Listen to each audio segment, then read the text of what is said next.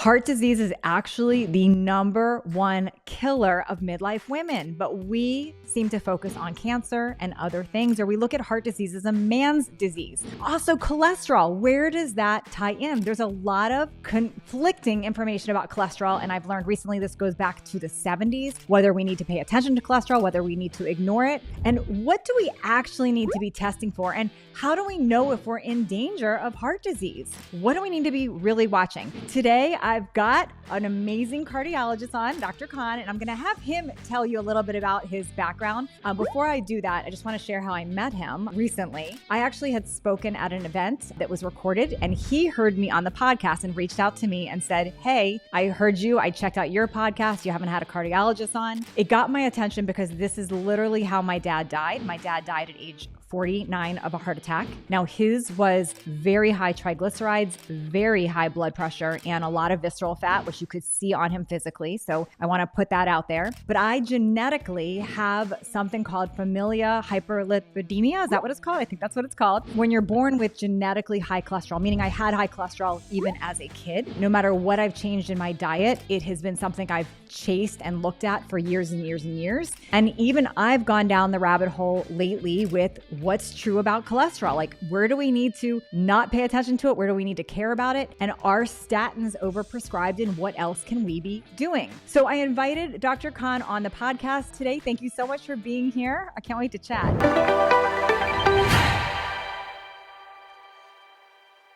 I'm fired up. And first you said, you don't really qualify for my podcast. You have some odd views, but we've come to realize, as in any, new relationship and conversation, there's like 1,000 bridges we agree upon. And well, I didn't say you didn't qualify because of views. I said I was concerned because, well, your way of eating is very different, but we'll talk about that in a minute. Can you share a little bit about your background and just who you are and, Sure. and you have quite the list of credentials. Yeah, I got two paths in life that converged to create the cardiology practice that I am now. I grew up in a home in suburban Detroit where we kept kosher.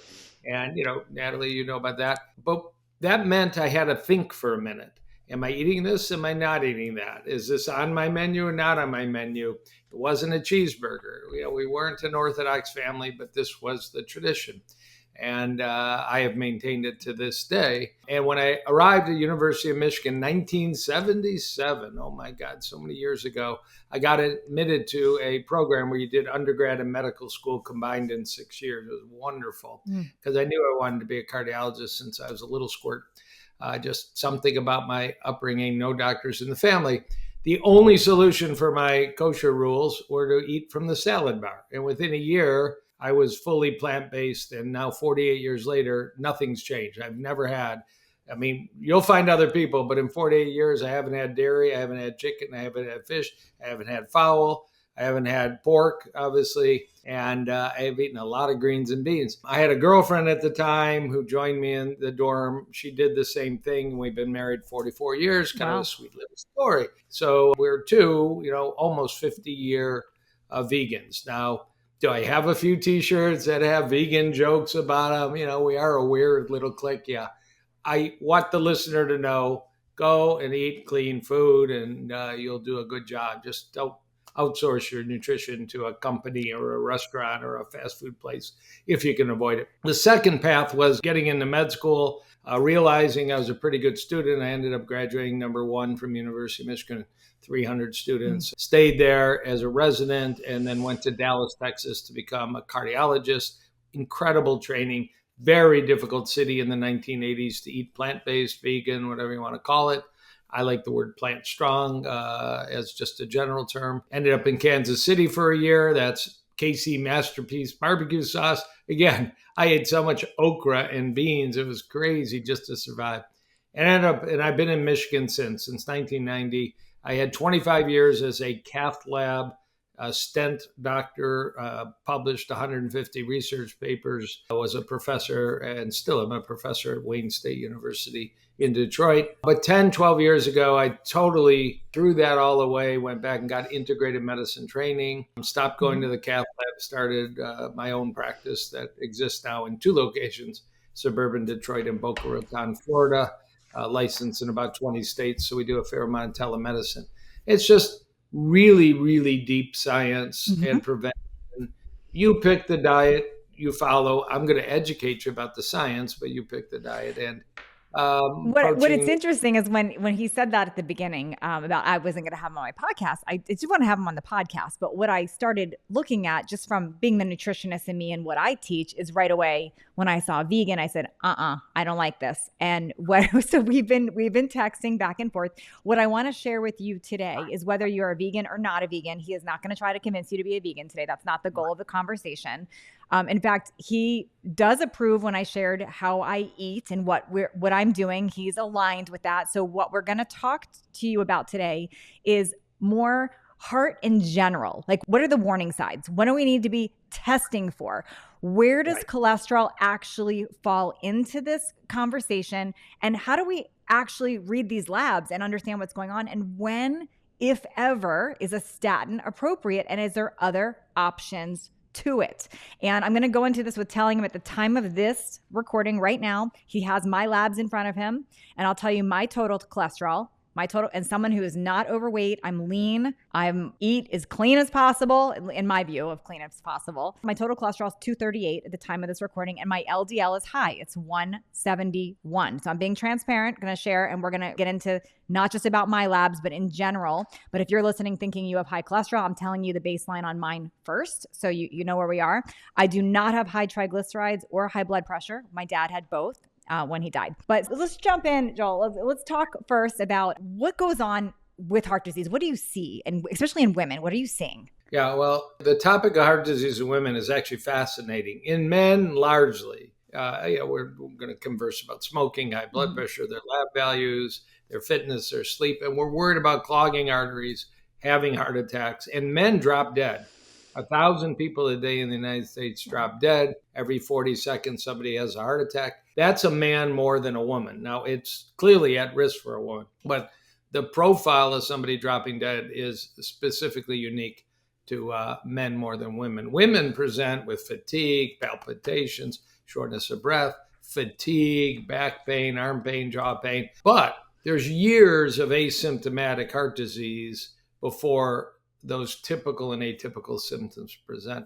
But the reason I say women are fascinating, and I really do mean that, is because we've learned now that if you had preeclampsia in your 20s and 30s, in your 50s, you're more at risk for clogged arteries. If you had high blood pressure and pre-diabetes during your pregnancy, you're more at risk for heart disease. Like, there's special things about women. There's a very distressing situation called spontaneous coronary artery dissection, SCAD. Look it up. It's about 90% women. It mimics a heart attack. It can be terrible. It can occur and cause a heart attack. It's unique. It's hormonal and estrogen levels and how they affect the arteries. There's something called broken heart syndrome, a woman under tremendous stress, a divorce, a child dies, financial issues. That's the classic setting. And oh my God, they show up in the emergency room exactly like a classic heart attack. But you take them and you look at their arteries and they're clean. It's a massive emotional outpouring and adrenaline outpouring.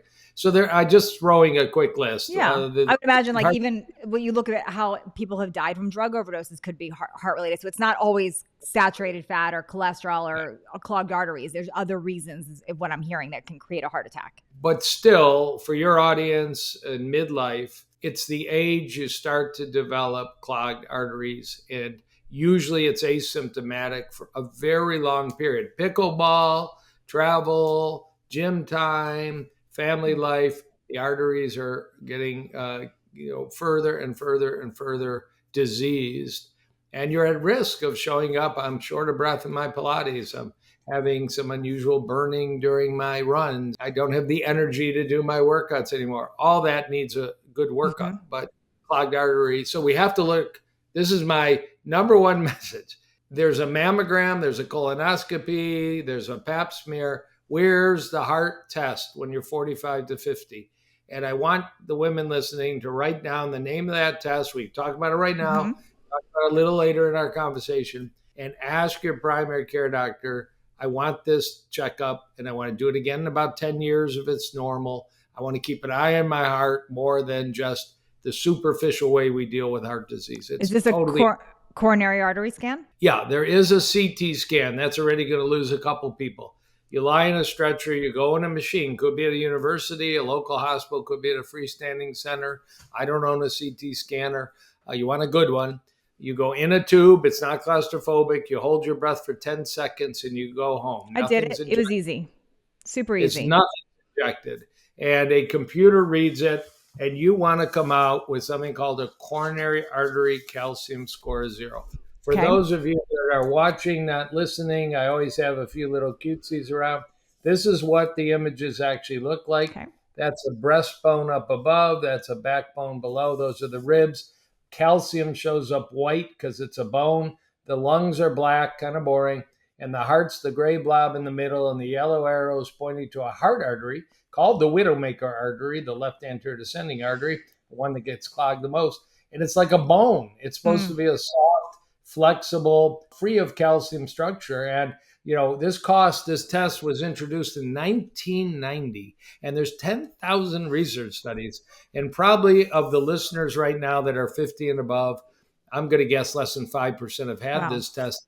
The price has come down from $1,500 to maybe $150, and insurance won't cover it except in Texas at age 50. Texas wild that insurance doesn't pay for it. But you want to know, am I a 0? And 10 years later, am I still a 0? Or am I 142? I have yoga ladies. My neighbor across the street saw me 2 years ago. 106 pounds, pool, yoga, Pilates, pretty clean diet. And she wanted it and came back 244, and we've studied her more. She inherited that nasty little genetic cholesterol called lipoprotein A we can talk about. Yeah. But it's out there everywhere unless you test for it. And, let's talk about that coronary artery scan for a minute. And if someone's listening and they've done it and they're a 0, so I did it and I'm a 0, when do you is it 10 years or is it 3 years? Is it 5 years? When do you retest for that? Yeah, 5 to 10 years. 5 to 10 Don't years. do it every year. It's the same radiation exposure as a mammogram, specifically 0.7 millisieverts in my town. That's a very low dose. It's the same as a mammogram. But you don't need to do it yearly. Coronary arteries don't change that fast. Generally, my wife and her friend, I'll try and keep this generic, went 10 years ago. They were both 0s. They're both very fit, now in their mid-60s. I urged them. My wife went back, stayed a 0. The other woman went back and now was 200. Something happened to her in those 8 to 10 years, and we've intensified her program.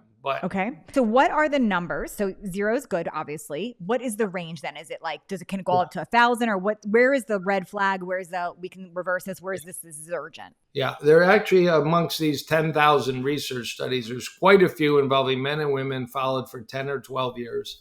And there's a group that are 0, and you hope they stay 0, but retest. Don't retest quickly. Retest. They have a very low, maybe not 0, very low risk over 10 years of showing up in an emergency room, having a heart attack, having a stent. They still could get other cardiac problems, atrial fibrillation, palpitations, congestive heart failure. They're not going to have a heart attack. 1 to 100 is the next kind of segment that's often presented. It's a little different 10-year risk. It's not high. Maybe it's less than 10% of those people have a problem. Definitely less than 10%. 100 to 400 is another cutoff. I have a lot of ladies over 400. I have a lot of ladies with great lifestyles that are in that 2 to 400 range.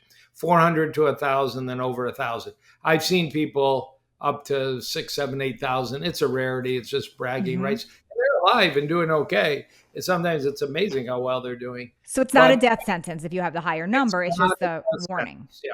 Even that highest group, you look over 10 years, 20, 25% of them are going to show up in an emergency room, maybe need a stent. 75% are not, even at the highest level. And let me tell you, if you've got a calcium score of 112, this stuff's been going on for 6, 7, 8, 9, 10, 11 years. It's a slow, steady, silent, scary process. I was not going to use the word deadly because there's so much we can do nowadays. But the treatment program is so different if you're a 0 or 242, and that does touch on statins, no statins. So before I ask about that, and I want to ask about the other 2 tests that people that I've heard you mention and that I have done one and I'm doing another. One's the Clearly. What is that? I know I paid a lot to do that extra test. Why is that different? And then what is the ultrasound for the heart that I know you ordered for me that I'm going to be getting? Yeah. What are those So things? just as a quick backdrop, MRI, ultrasound, PET scanning have roles in medicine and in cardiology. They do not show heart arteries. I wish we could use an MRI because there's no radiation. Doesn't work. Maybe down the road doesn't work now. It's CT scanning. So you go for this calcium score because your mother had a bypass at age 62 and your brother just got a stent. Just typical example. And you come back 187. And I just sit down and discuss with you. There's disease. We're not calling a fire alarm, but we got a problem. Let me tell you what the calcium score doesn't show. This is the conversation I'm going to have with that woman. I'm going to tell her this test is great, but it doesn't tell me how narrowed your arteries are. And it doesn't tell me how much of a second kind of plaque. One is called hard calcified bone-like plaque, but one is called soft non-calcified plaque. And there's a lot of it out there, particularly people like your father, visceral fat, triglycerides, low HDL, high blood pressure. We can't tell. And I tell them there is now available for about 5 years a CT. We're going to up the game if they want to. They're going to have an IV. They're going to get iodine, which is not radioactive, makes you feel warm for 20 seconds. You're in the same scanner. It's a little more radiation, maybe 3-4 times more. And you're going to go home with a Band-Aid and you're going to get a report read by artificial intelligence software called Clearly. And you may pay cash for this because insurance coverage is spotty. It's getting better. But you will then know the same details that Elon Musk and Martha Stewart might know. Very wealthy people. You don't have to be uber wealthy. There's no better test than a Clearly coronary CT angiogram. And then we can really make a plan. How aggressive, how frequent the follow-up. Can we shrink the plaque? That's possible. And can we watch it improve? Rarely does that ever show so much disease that we're talking about referring for a stent or a bypass. What's interesting is, I had that Clearly done. And when I told him my coronary artery scan was 0, he said, great. He looked at my labs. You then pulled up my Clearly. And I don't know if you remember this, but you said, okay, but the Clearly did not show 0. It showed a very small trace amount. So you said it was very mild, but still it gave me some indication that you still have to pay attention to it. Right. Because, this is a concept that's very important. We have all kinds of literature, research, and what are called online calculators. What's my odds of a heart attack in 10 years? Well, at your age, the conversation should be 30 years. And this is something the American Heart Association is talking about. You can go, there's an online calculator, it'd be fun for you to do it, called Prevent, American Heart Association Prevent. And you put in various numbers, including your zip code, because the region in the country you live in has an influence on your risk of heart attack. Unfortunately, wealthier neighborhoods have lower heart attack rates than some urban neighborhoods that don't have sidewalks and safety. And you can calculate your 30-year risk of a heart attack. It's not perfect, but it is an interesting concept. So when you have little spots of soft plaque at your young age, Natalie, we still don't want to ignore the fact that will slowly get worse if we don't create some plan. So that's why the Clearly is good, because the coronary artery scan can almost give you a false sense of security if you're only looking at that and saying, oh, I'm good, I'm going to go eat whatever. There is that psychological support. Partly people that are on a statin sometimes eat poorly. I'm on meds. It's a bad concept. And sometimes the results of these tests give them a reassurance. Now, you asked, and I just want to follow up, if you are an anti-X-ray person, there are some, including some cardiologists out there, you can do an ultrasound of the 2 arteries that feed your brain blood, the carotid arteries, but you want to do it special if you can find a way to do it. I helped you locate somebody in Scottsdale that will do it for you, called a carotid intimal medial thickness, but CIMT, ultrasound, about 15 minutes, literal radiation-free ultrasound like you do on a gallbladder or a baby. And you can learn, I'm 52 and my arteries are like a 41-year-old woman. Yep, my 40-year-old son just did it. His arteries came out like a 30-year-old and he has a cholesterol issue. So it was very helpful to know that. But it often comes out the other way. I'm 52 years old and they say my arteries are like I'm 69. It ticks me off. You got to dig deep. Why? And then you can see little bumps of soft hard plaque. And you can do it in a year and watch them shrink or watch them get worse. So that test is called CIMT ultrasound. Is that correct? That's the one? Right. But if you are listening here and you're 45 or older, you should get, I would say, if you can do it, do a coronary artery scan. Highly recommended by a cardiologist here, because like he said, insurance may not pay for it, but it is definitely worth it to see. And as he said, the prices come down quite significantly. So that helps. Before we talk about cholesterol, I want to talk about high blood pressure, because that's how my dad died. And that's what a lot of people deal with. Help us understand the numbers. Like, everyone hears the number. I don't think people really understand what they mean. What does low blood pressure have any danger? Where do you want to be? Help us with that. And I'll introduce this topic with the idea: before you buy a cold plunge, before you buy an infrared sauna, before you buy a red light panel or whatever else you're going to get, spend $90 on a blood pressure cuff for your home. One you put on your arm, you just hit a button, sit on the couch with your feet on the ground, do it relaxed a few times in a row, about 3 times in a row, a minute apart. And maybe make it Blood Pressure Sunday. I mean, do it to educate maybe the family, include them in it. It's another silent disease. 18, 19, 20 million people a year around the world die of blood pressure related problems. Some of them are strokes and kidney failure. And ideal blood pressure is 110/75. Some people are in the 90s. That's not a disease if you're healthy, thin, and athletic. It's pretty uncommon, but it's fine. But, the 145s, the 150s, and office blood pressures are notoriously challenging. Is the top number or the bottom number? Help us with that. What do those mean? Systolic, diastolic. Systolic is blood pressure as the heart beats. Diastolic is as the heart relaxes. They both have an influence. There are people, particularly elderly, their arteries get stiff and just top numbers high. So 170/70, that causes disease.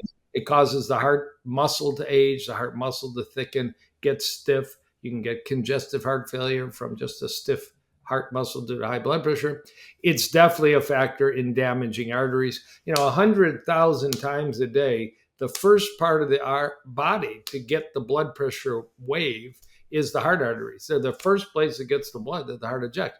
And 170 is more of a smack in the face than 110. And some of heart disease, that widowmaker, is mechanical injury to the heart. So, check it out. 110/70 would be a really good number. Everything we do can influence it. Better sleep, address sleep apnea. Salt is controversial. The mainstream cardiology opinion is lower salt is better, but it may actually be more magnesium, more potassium. I have a theory. Again, I'm not a doctor, so I'm just asking you. I have a theory that a lot of the salt conversation came because most processed foods are heavy in salt. So most people, when they talk about high sodium, I'm thinking of a heavily processed food diet. I am not thinking about a whole food diet where you're adding a little pink Himalayan rock salt. I agree with you completely. And the latest literature in the last couple of weeks was maybe the emphasis should be, if you have good kidneys, higher potassium, higher magnesium diet. That's lentils, that's apricots, that's whole grains if you eat them. It's, real food. It's not processed food. Yeah. Right. But I remember being an undergraduate at the University of Michigan, learning about these people called the fierce Yanomamo in South America in an anthropology class. And you go study them. They have no salt in their diet and their blood pressure is 90 and they're free of heart disease. So that's usually the throwback. Yeah. I can tell you, I literally add salt to my water, and I'm low blood pressure all the time. So it's I can't even get it up. But I feel when you eat a heavily processed food diet, you're getting an unnormal amount of salt. You're getting a lot of it. Read the package. Look at hospital food. You'll have a cup of vegetable soup at the hospital cafeteria. Crazy. It's got 1,100 milligrams of sodium. That's a whole day's supply for a heart patient. It's terrible. That's a topic to talk about on another day. Okay. Hey there, if you're finding value in this episode of Midlife Conversations, I would really appreciate it if you would hit that like button and subscribe. And when that little bell pops up, you want to hit that. That way you are notified of all new episodes so you don't miss a beat. Also, you subscribing and liking helps others find this content. And this allows me to keep growing, keep getting amazing new guests for you, and to keep sharing. Okay, let's get into cholesterol. This one is a wild topic. Now, I'm going to share that because I genetically have high cholesterol, I have gone down the rabbit hole on this my whole flipping life, starting as a teenager when a doctor wanted to put me on statins. This is years ago. I did statins, had the muscle aches, all the things, stopped them after a couple weeks, was like, never again. So I had been on a mission my entire life playing with diet and studying ApoA, ApoB, understanding what this all means. Does it matter? Does it not? What's interesting is when I was first texting with Dr. Kahn, we were voice noting back and forth, I said to him, what's your stance on statins? Because if he had said everyone needs to be on statins, right, I was right away going to be like, not my person here. But I loved what you shared. Can you and you also mentioned to me, because I said I kept sending him articles and research and saying, what about this person? What about that? And what he said to me is, Natalie, this conversation about what causes cholesterol has been going on since the 1970s. So help us here. Share what you shared with me here. I'll be real succinct, but it is interesting. The first heart attack in the world was described in 1919. Now, we do know mummies get x-rays. They have calcium in their arteries. There's a interesting, if you're into interesting history, Otzi the Iceman, O-T-Z-I. He fell in a crack 5,000 years ago, and they found his body 20 years ago perfectly preserved. Oh, wow. He had heart disease. He actually had a genetic reason for heart disease. They actually did genetic studies. So there has been heart disease. But the first heart attack was described in 1919. It's not like this is an ancient disease in the frequency, number one killer of men and women, every 40 seconds, heart attack. That's a new finding. So after World War II, heart attacks, country of Finland, heart attacks everywhere. Research started. There's a famous study some people are aware of called the Framingham study. And I'm going to go through this quick. We didn't know what caused heart attack. The reigning theory was it's just aging. It's nothing about our lifestyle. Lifestyle wasn't a word to many people. The Framingham study, which is a community outside of Boston, everybody got poked and prodded in electrocardiograms and histories. And in 1961, they published a paper. I've read it recently. You could read it today. Everything in it rings true. There's too much heart disease, and it's all. They identified high blood sugar, high cholesterol, and smoking as, in that community, largely a white community, relatively comfortable economics outside of Boston, as statistical features found much more common in people that had a heart attack and follow-up. They started in 1948, so this was about 13 years of follow-up, than people that didn't have a heart attack. Now, there's always a question, do smokers do something different than non-smokers? So there's something called multivariate analysis. They try, but at the end of the day, those were the big three. Some people criticize that they didn't point out smoking with more emphasis. It took another decade for really smoking to be. Most of my listeners probably don't smoke now, but they are confused about do I need to chase cholesterol or sugar or both? So the other part of the story, and I won't go any further, is, and you know this, you brought up the name several times in our texts and phone calls, is a researcher in Minneapolis was watching heart attacks all over the place occur in the late 40s, early 50s, Ancel Keys. He had already become very famous for research on starvation that was very important in World War II as they released Holocaust camp survivors. And he had done a lot of research on nutrition, the famous K ration that World War II soldiers carried as K for Ancel Keys. He discovered this perfect blend of calories. He saw this rise in heart attacks. He went and visited a colleague outside of Florence, a little town called Nicotera, if you're into trivia. And the cardiologist said, we don't have heart attacks. We don't see a heart attack a year. And it was like a lightning bolt. Wait, you're people, we're people. He brought some Harvard professors over, and they asked questions. They were not seeing heart attacks in Italy. That started a very long process that's still ongoing into studying the Mediterranean diet, which actually was unknown as a word in America at the time. But Dr. Ancel Keys wrote 3 books with his wife, Margaret, cookbooks for America that were bestsellers. And that's when we learned the term the Mediterranean diet, which still is a good platform to consider, patterning your own diet after. And he launched a study in 1958 that the first conclusion was 1970. And he found pretty, without question, that the higher the saturated fat content of your diet, which is usually animal foods, could be coconut oil and palm oil, but the communities that were studied did not have much coconut oil or palm oil. So it was butter, cheese, lard, meat, and the rest. So he was a saturated fat person. He's the one who figured this part out. With all fats. But I'll tell you the example. He visited Crete, which is an island in Greece. 40% of their calories, that's higher than is recommended, in Crete were from fat. They did not have heart attacks in the 1950s and 60s. He visited Finland, an area called North Karelia. 40% of their calories came from fat. They had the highest heart attack rate in the world in the 1960s, 40%. But it was butter, lard, cheese, sausage in Finland. It was olive oil, olive oil, olive oil in Crete. And these things just suggest patterns. It wasn't a randomized study. You moved to Finland, you moved to Crete. Yep. It always leaves questions. Are the genetics different? Is the atmosphere different? One's a cold environment, one's a warm environment, and things like that matter for multiple sclerosis and other diseases. But it was just starting to build the case. Framingham, and then many, many studies. We didn't have drugs, so this wasn't funded by drug companies. Ansel Keys became the most hated man in America by a lot of the nutrition communities. There's a lot of misinformation. I'm his biographer along with some other people, so I'm pretty up on the topic. Not worth going down that path anymore. But out of that came the concept. Get your blood checked. I mean, everybody listening probably has had a pretty good blood panel. I want to hear, but before you go more here, because I know your stance, and I want to come back to it in a minute.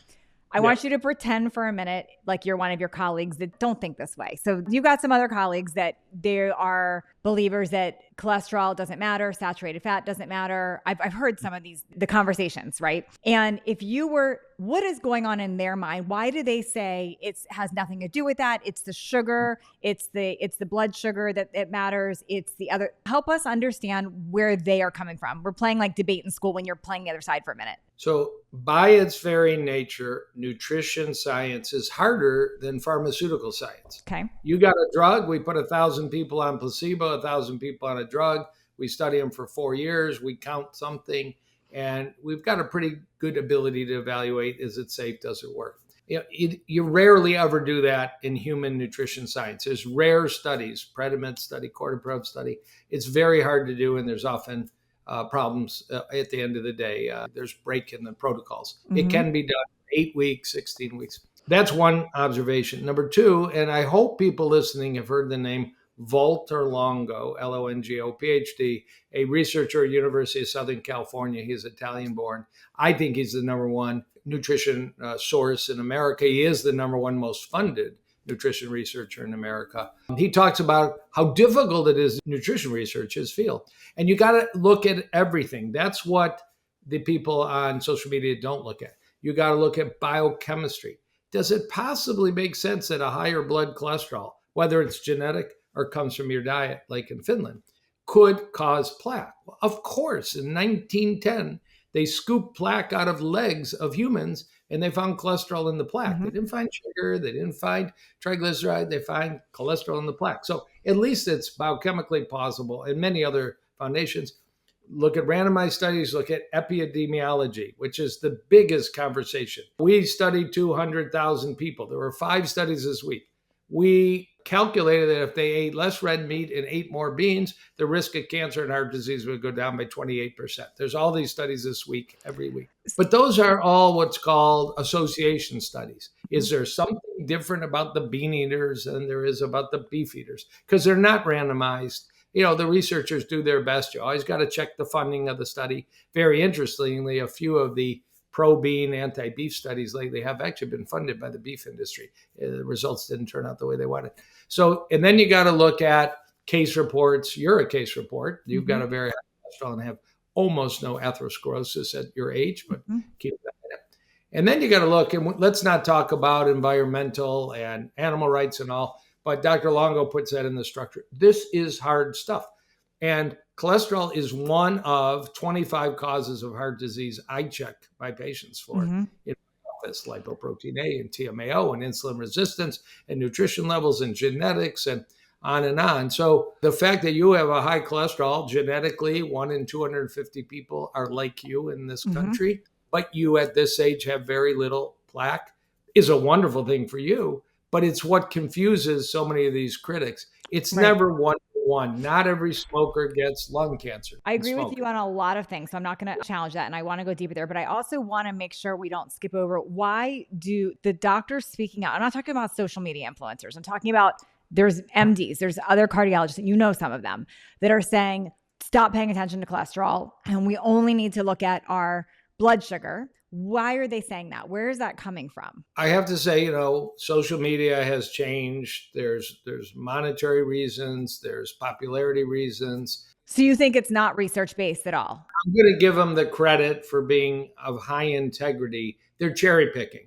They're not looking. Tell us what that means. Like, what are they looking at that's giving them this conclusion? Well, they're not looking at 250 randomized studies put together called systematic reviews or umbrella reviews. It's a lot of work. I mean, you have your passions and things you study. I know you work your tail off every week to provide quality to your audience. That's what I do. And most of it, other than my family time, it's research, it's reading, it's new articles, it's synthesizing. So you would say that they're taking a few studies, a few things, and they're saying, this is the conclusion based on this, but you're saying they're omitting a lot of other. Is that, I don't want to put words in your mouth, but is that what you're... For example, without ripping a doctor you introduced me to, I was unaware of Kat Shanahan, MD, in her book, Dark Calories.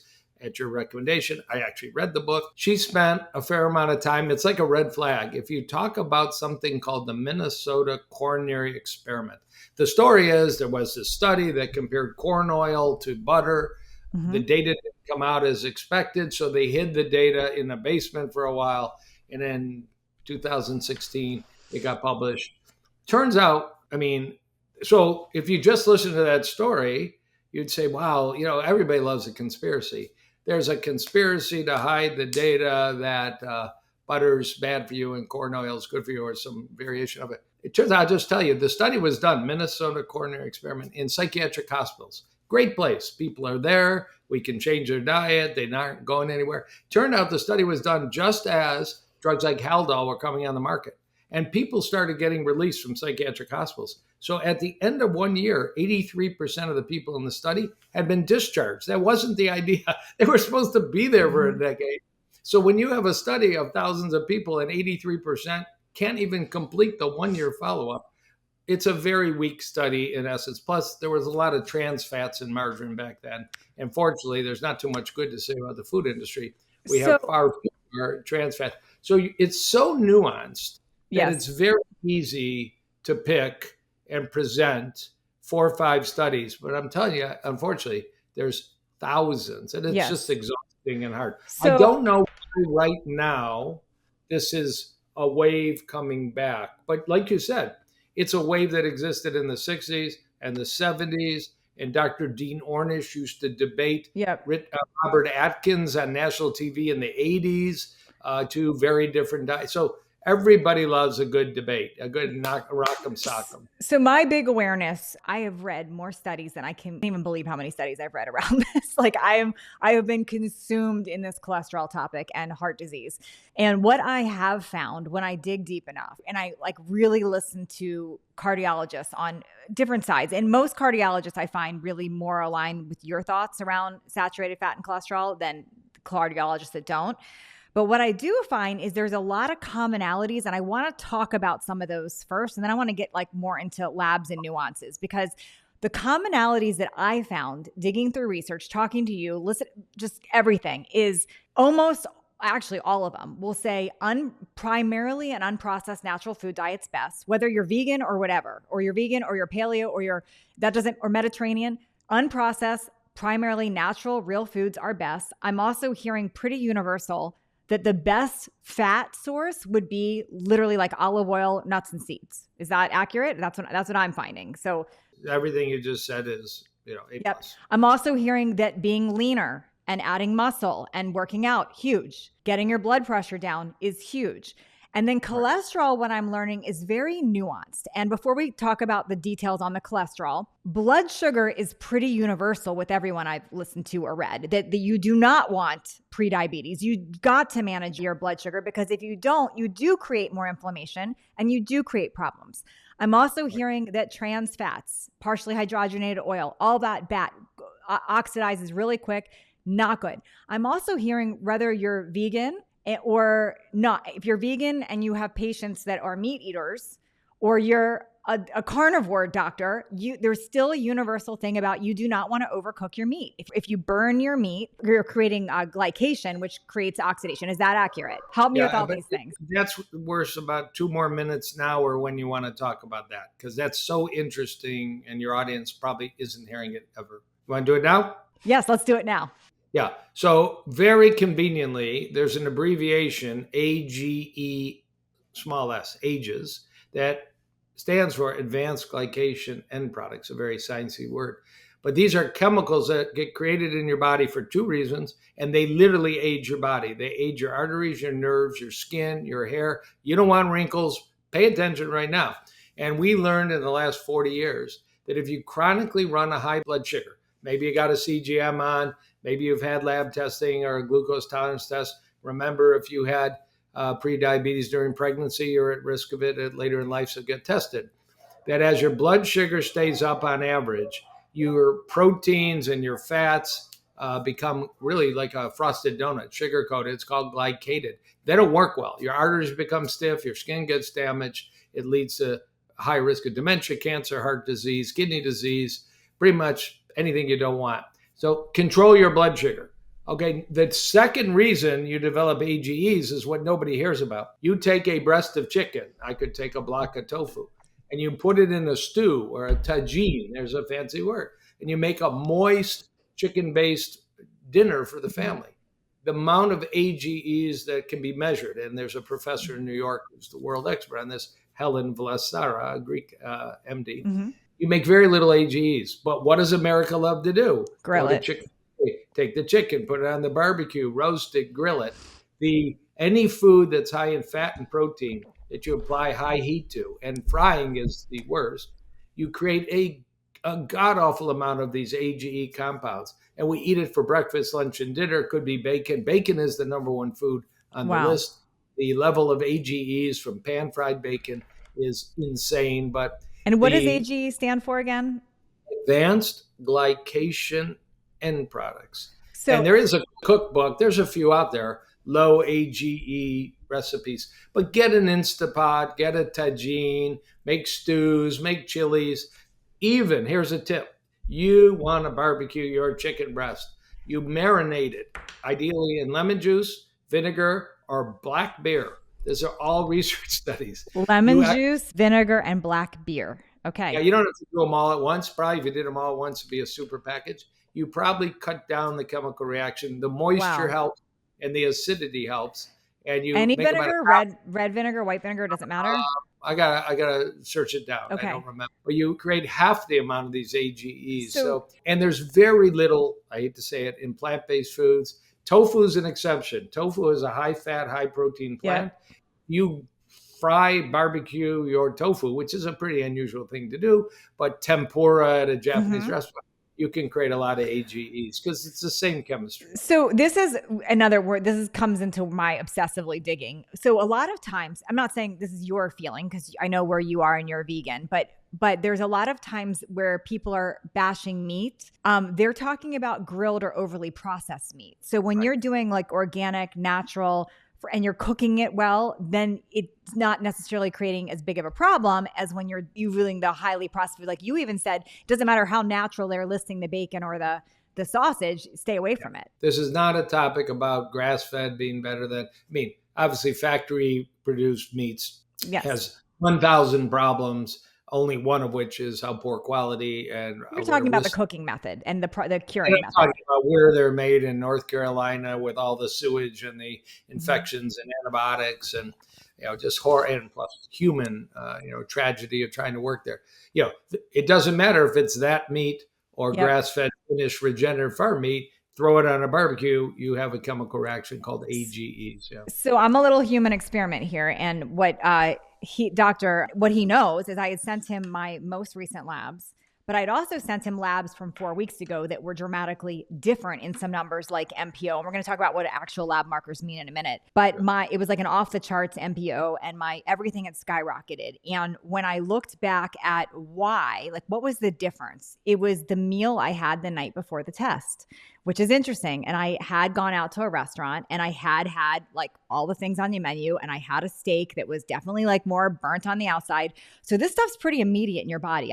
I'm sensing that it's pretty immediate when you eat like a grilled food or fried food. It shows up pretty immediate. Is that accurate? Yeah, there's both accumulative, but it's immediate too. Yeah, one meal changes your microbiome and your physiology and your blood work. Yes.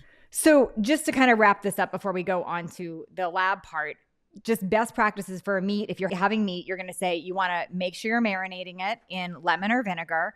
Obviously, boiling, braising, cooking at a low heat is going to be way better than grilling or deep frying or curing or processing. Anytime you're doing that, you're creating the bigger issue, which creates oxidative stress. Something else, I don't know if I learned this from you. Maybe I did. I read so much. I'm not sure where it came from now.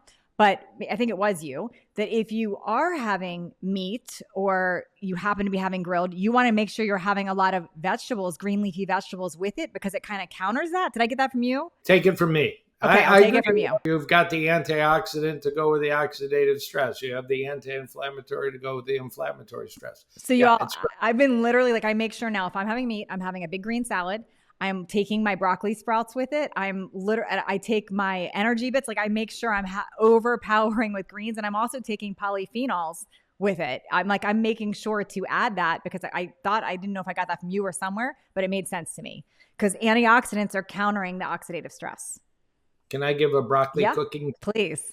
A cooking tip. Everybody pay attention. Okay. This is the coolest science. Everybody loves broccoli. A lot of people hate kale. Some people hate broccoli. I love it. Don't hate broccoli.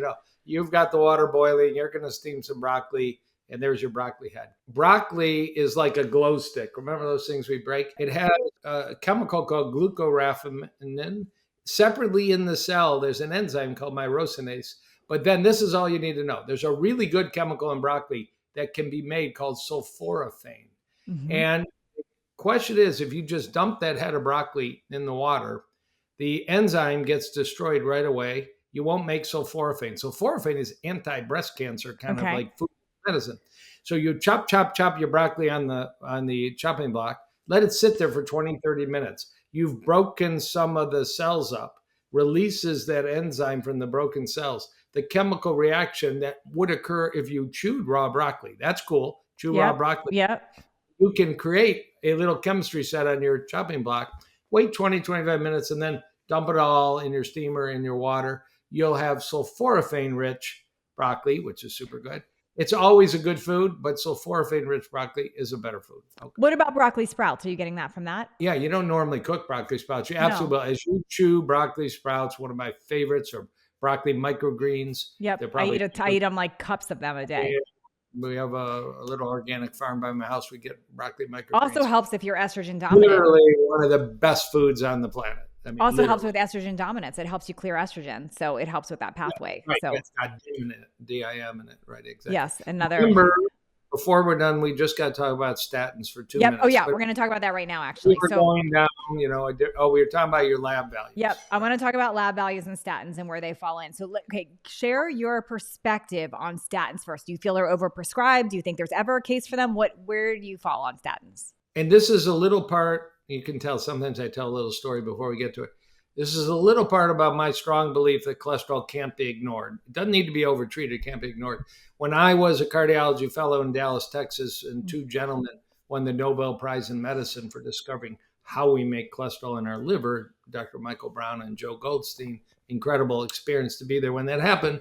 We would take care as cardiology fellows of 9, 10, and 11-year-olds. You probably got one gene from one parent that gives you a cholesterol over 300. That's called heterozygous familial hyperlipidemia, 1 in 250. We were the referral center, because of these two Nobel Prize winners, for children that got it from both parents. That's called homozygous. Instead of 1 in 250, it's 1 in a million. And they only have one defect in their body. They cannot clear cholesterol out of their blood. So their cholesterol can be 1,000 when they're 6 years old.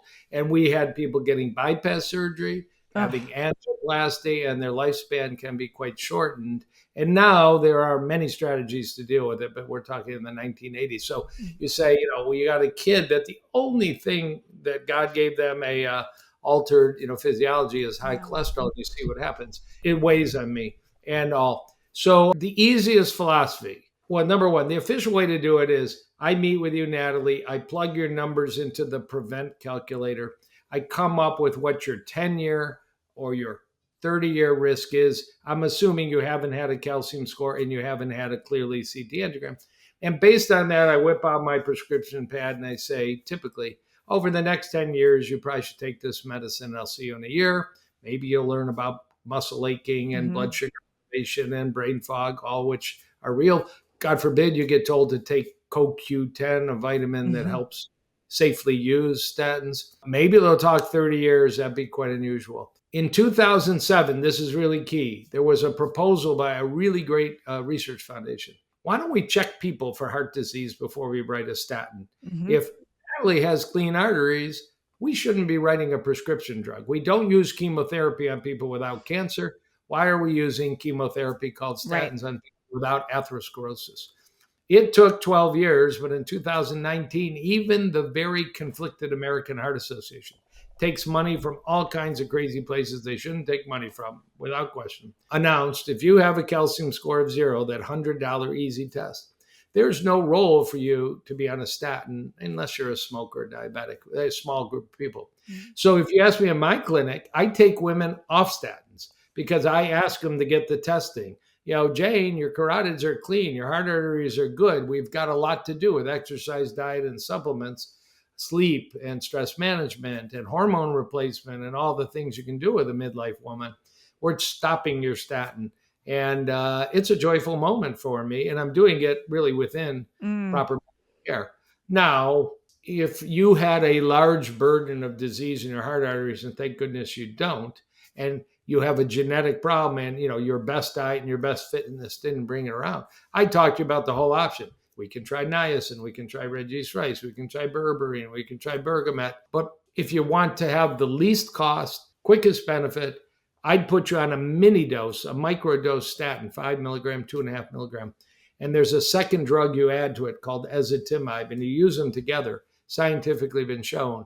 Safest combination, most effective combination, and also the most effective at keeping arteries clean. I've been doing that. I'm not brilliant, but I've been doing that for about 20 years. Just in the last 6 weeks, the Mayo Clinic published a paper. Every cardiologist should use this low-dose combination. We'd save hundreds of thousands of lives. And is that a daily combination or is that a few times a week? There are people that take, usually the second drug, it's called ezetimibe or Zetia, Z-E-T-I-A.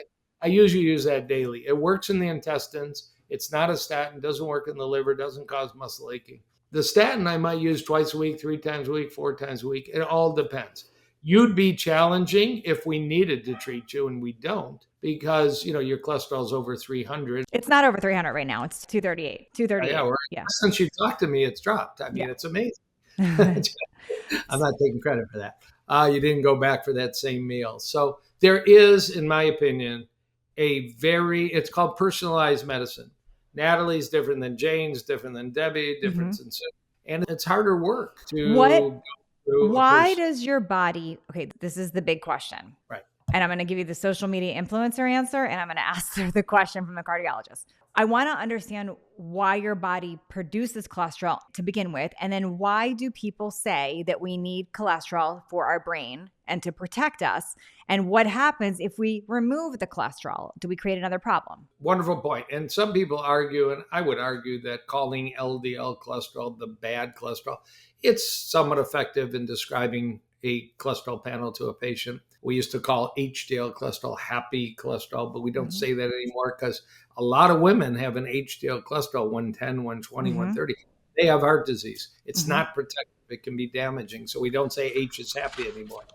You want to be right in the middle for HDL, but LDL and all. So you need cholesterol for your cell membranes, for your brain growth. But what's the LDL cholesterol of a 2-month-old? I have a 2-month-old granddaughter right now, Natasha. She's growing like a weed.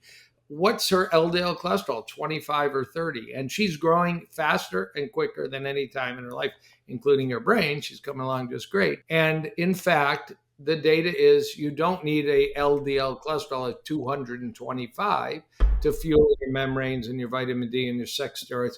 Nobody has an LDL of 0.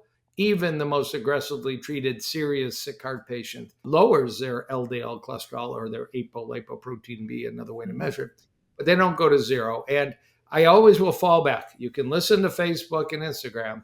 These two Nobel Prize winners in 1977, before I got there, Joe Goldstein, Michael Brown said, our research, which ended up winning them a Nobel Prize in medicine that's never been contested, says that the baseline level of LDL a human needs is 25 milligrams per deciliter for all body functions. That's what an infant has. That's what animals in the wild have. That's what native populations living in jungles like the Yanomamo have, 25 or 30. And actually, that's kind of where cardiology is back to. If you've had bypass stents, heart attacks, and you're in big trouble, we're lowering your LDL to Brown and Goldstein levels 50 years later. It's kind of fascinating. But you don't need that. I don't need that. I don't take a statin. I have calcium score 0 in a clearly study that's like yours, trivial. I do a lot of other things. I don't take it. So some of the women listening probably can get off a statin, work with your doctor, get the heart scan. But is there nobody listening that could benefit from a statin? It all depends who you are out there. And Natalie, so why do doctors so quickly, when someone has a cholesterol that's even borderline, like there's some doctors I'd walk into with mine and they're going to go, you have to be on a statin. And they might even put me on blood pressure medicine when I don't need that. So why are they so quick to do this? Is this protecting themselves? What's the reasoning? There's a bunch of it. They don't know how to talk to you about nutrition, even recognizing there's a whole bunch of patterns of nutrition, with the Mediterranean diet being the easy fallback. They probably don't have much to say about fitness. There are a lot of unhealthy cardiologists. It's not an easy lifestyle. It's not an easy lifestyle. I mean, they should bring up smoking. Most people don't smoke anymore. And it's easy. The numbers get better. The numbers almost always get better unless but if we haven't changed the lifestyle, we don't fix the problem. The number translates. So this is a little sophisticated. There is something called number needed to treat. There's actually websites, NNT. How many 53-year-old women with a cholesterol of 245 that have no known heart disease do you have to treat with a statin to save one heart attack? It's an incredibly high number. Wow. Actually, if you get more sophisticated, how many women with a calcium score of 0 do you need to treat with a statin to prevent one heart attack? It's an insane number. And a lot of those women are going to have side effects. So you don't do it. But when you get down to the bypass and the stent and the calcium score is 500 patient, it's a more reasonable number. That makes sense. Might be 30. I'll tell you one last thing. I just want to throw this in. There are studies that follow people for 50 years for cholesterol, 15 years for cholesterol. But most of the cholesterol studies are 4 to 5 years. Drug companies just can't do a 15 or a 50-year study. When you look at low cholesterol over 50 years, you drop heart attack rate by 90%. Wow. There are people that are lucky to be born with a lower cholesterol. They have no problem. They just have less heart attacks. When you look at studies like the Framingham study over 15 years, it's kind of in the middle. The trials of drugs, they end at 4 to 5 years. It's not that much time, and it's a challenge. So you get these little benefits, and that's what social media attacks. It wasn't much, but the conversation should be 20-year, 30-year, 40-year risk. It's hard to do, though. Makes total sense. So I want to talk about labs, and then I'm going to come back to like what people can actually do diet and supplement wise if they're not going a statin route. And I'll share what I'm doing too, that has made a big impact on mine. I want to talk about some main numbers here. So obviously when you go get a test, they do a total cholesterol, they do an LDL, they do an HDL, and do a triglyceride. Can you just, for people that don't fully know, explain sort of the difference between LDL, HDL, triglyceride, and even that ratio that shows up? Okay. So, the ability to measure total cholesterol is probably 80, 90 years old. So that's where the studies still focus on, even though when we're treating LDL cholesterol predominantly. Turns out that's why this basic panel is not good enough. If you really look at anybody's cholesterol panel, the basic panel, it'll say LDL CALC. It's a calculated number. They don't directly measure it. It's a 50, 60-year-old equation called the Frieden-Wald equation. The most important number for treating a heart patient is a calculated artificial number. It's not good enough. But, the total cholesterol is LDL cholesterol, which is low density lipoprotein. We learned that if we spin your blood, your lipids in your blood layer out based on their weight, Okay. their density. And we called the low density, and the high density. Triglycerides just float to the top. They look like cream if you spin your blood. And they're all what's called atherogenic. If you have a triglyceride of 1800, people are like that, you can develop clogging. If you have an LDL of 200, you can develop clogging. It's not necessary, but it's possible. And we thought if you had a low HDL, you could develop clogging, but it turns out this over 100 phenomenon in the last 10, 12 years looks like it's not so sweet either. So what you've had many times is there's something called an advanced cholesterol panel. We're talking 25, 30 bucks. Some people call it 3 letters, NMR, nuclear magnetic resonance lipoprofile. It actually measures one thing we can do, LDL particle number. It measures that LDL really accurately. Yep. Much better than the calculated. And there are studies that if you want to go predict heart attacks 10 years down the road, the advanced lipid panel, 25 bucks, works better. But primary care docs don't do it. I mean, I've ordered 50,000 of them, but primary care docs don't do it. It's just more data to deal with on a quick office visit. Totally. Lately, there's 2 labs that are now stressed heavily. Everybody needs, your audience needs. Get a lipoprotein A cholesterol, and I'm going to be a little promotional here. If you're watching this on YouTube, that's how you spell it. Lipoprotein A. Yeah. That is a book I wrote. It's the only book on this topic out there. But that is a $25 blood test. You can have a really nice cholesterol panel and find out for me or somebody like me, or just order it on your own on the web, that your parents gave you an extra cholesterol you had no clue on. And really, it should be checked at age 18 or 20. 25% of people, their liver allows them to make this. 75% of people don't. Some never get heart disease. It came from mom, dad, or both. But fortunately, you don't have that double whammy. You don't have the high cholesterol and the high lipoprotein little a. A lot of people have both. It's a double whammy. This is really tough to treat. But if you want to know your current status, get this done. There are drugs. I hate to say the word drugs because there really isn't any diet or fitness. Niacin, a B vitamin, helps, but cardiologists hate niacin. I don't. They do? I take niacin. Yeah, cardiologists typically say that's an old drug from the 1970s. We got newer drugs. What's wrong with it, though? What's it going to do? Is it negative?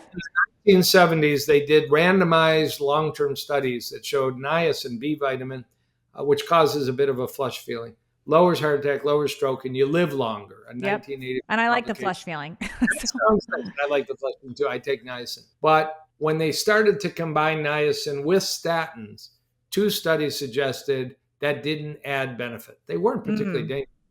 And it just muddied the water. It's not hurting anything. It's just they're saying it's not adding. My niacin costs about 20 cents a day. So the pharmaceutical industry wasn't so excited about over-the-counter niacin. And then the other blood test, remember I said 2, it's called ApoB. Write down APO, but now capital B.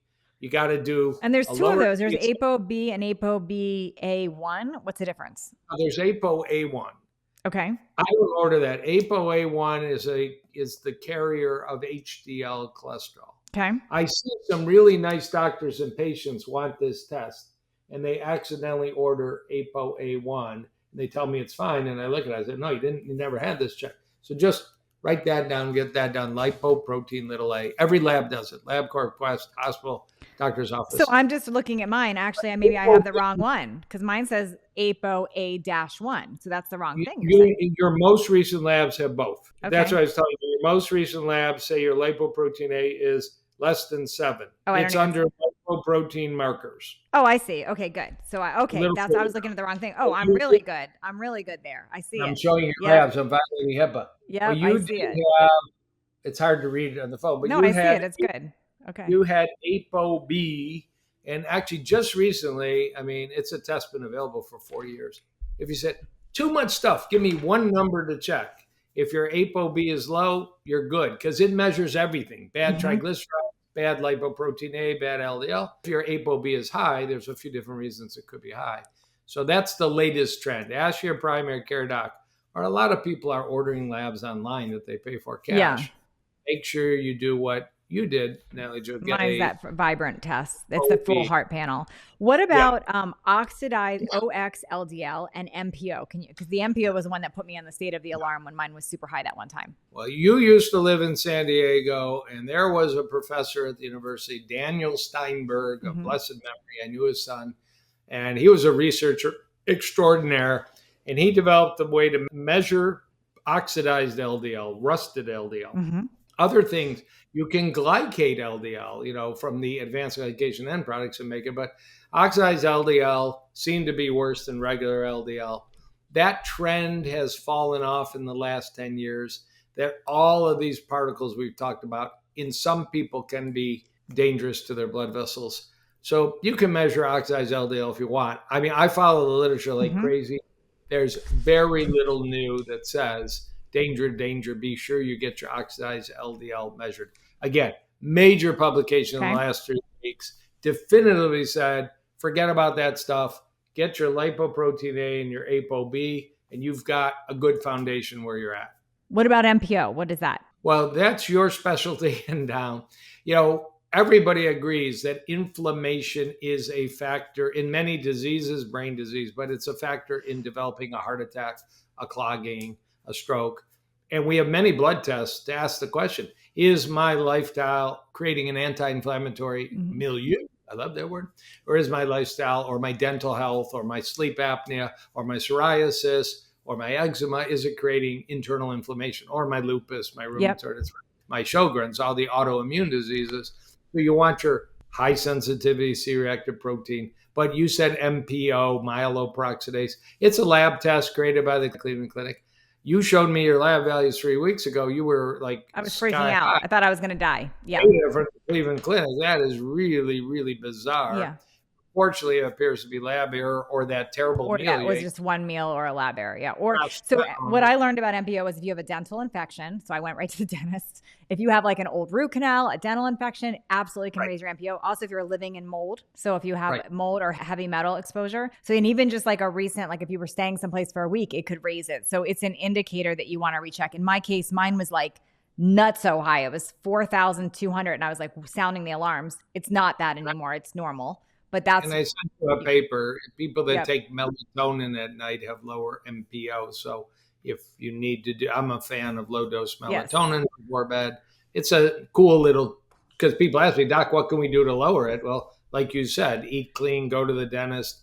There's a special X-ray of your mouth called a cone beam. They can find hidden infection under your root canals. You have high inflammation. Sometimes it's worth, the mouth and the heart are very tightly connected. I'm going to ask you about that in a minute, and then external things like toxins, because I know you are a fan of looking at all of that. But I don't want to skip over the supplement. I want to share what I'm doing supplement-wise for heart health, and I want you to chime in on what's being missed and if everyone can take these or what we should be looking at.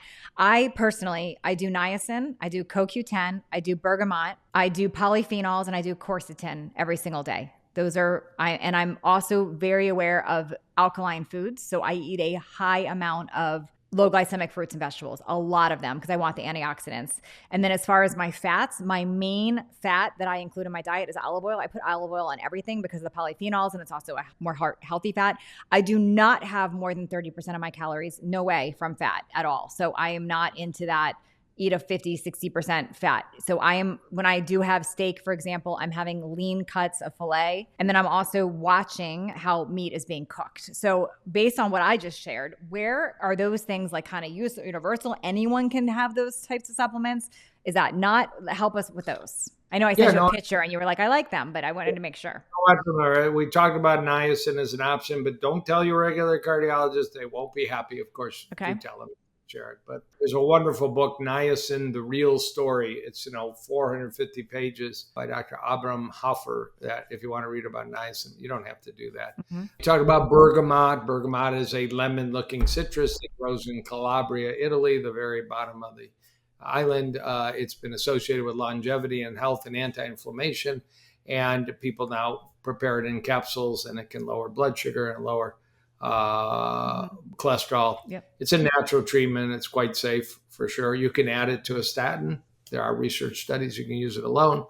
Quercetin comes from onion, garlic, apples. It's a polyphenol antioxidant. It's a great supplement. Recently just described it helps prevent gum recession if you're dealing with Amazing. that. During COVID, it was being used widely because it has some immune support benefits. It's great for your endothelium. I have ladies that have Raynaud's, the white, red, blue, Yep. cold fingers. They do CoQ10 and quercetin. Ooh, their endothelium says this is great stuff. Don't use Listerine and Scope. Those No. antibacterial mouthwashes are very bad for your endothelium. And I've had women get rid of their Raynaud's by getting rid of their mouthwash. Crazy. Tell me what else was on the list. So, well, I think you hit all of them. As far as the oils, is that your favorite of olive oil? Would that be your preference? Absolutely. When you have science, use science. There is a little controversy amongst cardiologists in the plant-based community. It's crazy. Olive oil is toxic. So in 2020, a paper was published, and there have been others in Spain. This is one of the very rare nutrition randomized studies. 1,002 heart patients, not healthy volunteers, for 7 years had 5 tablespoons of olive oil a day or less than 1 teaspoon a day. They tried to keep them on path with a great Mediterranean diet, a low saturated fat Mediterranean diet. They stopped the study early. There were so many fewer heart attacks and hospital admissions in the high olive oil group, the high group. And they looked at those CIMTs, the plaques were melting with the olive oil. Wow. So I don't do 5 tablespoons a day. I do 1 good heaping tablespoon on my salad every day. I'm very picky about extra virgin, cold pressed, ice pressed. I'm buying from northern Israel right now to support a little farmer, but usually it's Italy. No, I buy a very high quality olive oil too, but I've used it for everything.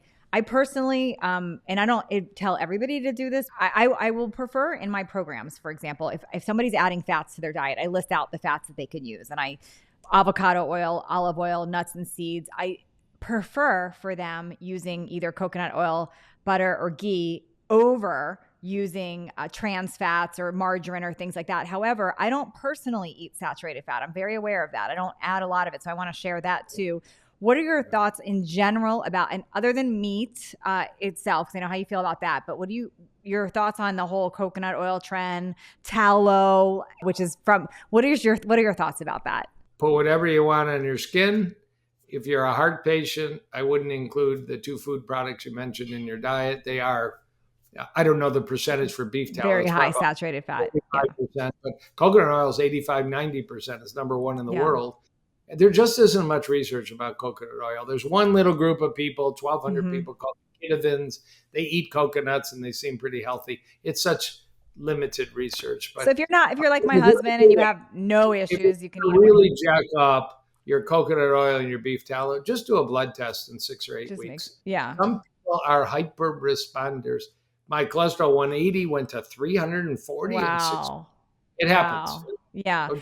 I'm a hyper responder. So my stuff very much, when I had a whole workup years ago, a cardiologist told me I'm one of those people that do not process saturated fat well. So that was unique for me. But like my husband can have as much as he wants, it doesn't affect his numbers at all. So it's very individualized. I know I'm asking a lot of questions here, but I want to kind of wrap up with external factors, external things like, how do you feel about like toxins? Do you think, I understand some people go, well, everything's toxic, but what are your feeling on like xenoestrogens and like all this extra stuff in our products and how that's affecting our hearts? I think it's a huge issue. I think it's a huge issue in the obesity epidemic that leads to insulin resistance and hypertension and heart disease and shrinks your brain. There's all kinds of problems with obesity, and it's not fat shaming. It's just real. And I think we can store no protein in our body. You can build muscle, but you don't store protein you ate. You store a little bit of carbohydrate. You can store as much fat as you want. And a lot of these toxins get diluted in the body by being stored in fat. Wow. There's kind of this theory that you're protecting your health by maintaining an obese body status because you're diluting the toxins. And as you start to lose weight, they come out and you get, reactions. So I think it's a big deal. And it's air quality. There's 8,000 research papers about air quality and poor health, including heart health and dementia. Get an air filter. Try not to live by a freeway. If you can, don't work as a truck driver. I mean, there's issues that are difficult there, including Glade air fresheners. Those kind of things. I unplug those anywhere I go. Like when I see them plugged in. Water quality matters. Have home water systems if you can. Don't drink out of plastic bottles. But really, it's the plastics, the microplastics. huge issues right now. Don't microwave in plastic. Be careful about, Mm-mm. plastic wraps as you're cooking food. The whole gamut. You really do need to make these changes. There is this group of chemicals called phthalates. They're in a lot of women's cosmetics. They're in a lot of nail polish. They're in a lot of eyeliners. Unfortunately, the chemical names are uninterpretable: DPB, DMP, DEP, phthalates. But just, there's so much that's relevant. In the last 2 weeks, there was a worldwide study that 350,000 people a year die of heart disease due to phthalates from Oh, plastic. wow. 350,000 people because they're endocrine disruptors. You got a high exposure to phthalates. Your thyroid gets impaired, your blood sugar gets impaired, your cortisol gets impaired, and down the road, heart disease develops. So, Wow. the perk, if you go to the dry cleaner, do you clean my clothes in PERC? Go find a nice green organic, dry cleaner. If you do that, buy organic mattresses and sheets and furniture and carpet. You could drive yourself absolutely crazy, but we are paying a price for modern convenience. Wow. Wow. This was so helpful today. I know you can see patients in other states. Can you share a little bit about like how people can find you? Can they work with you? And a little bit more about your books and just where they should go to learn more. We are very kind. Yeah, I'm about 35 years into practice, but I'm actually not slowing down. I've added more hours lately because I'm just busy. 10 months a year in Michigan, 2 to 3 months a year in Boca Raton, but always doing telemedicine, New York, California, Texas, Florida, Pennsylvania, Arizona, Iowa, Illinois, not every state, New Jersey, Connecticut, a lot of states. I can't do it anymore because I am a solo practitioner. You go to drjoelkahn.com, drjoelkahn.com. There's a link. I have a weekly podcast. I have my clinic. I have blogs. There's a lot of free information. Amazing. My website isn't as pretty as yours, Natalie Jill. I need to update it, but it does the job. It functions pretty well. Amazing. Thank you so much for today. Thank you. Yeah, I loved it. It was wonderful. And I just really hope get a calcium score, get the ApoB, get the lipoprotein A, make a chicken stew, not a chicken fried. I mean, these are, watch your cosmetics. There's a lot of practical things we can all do.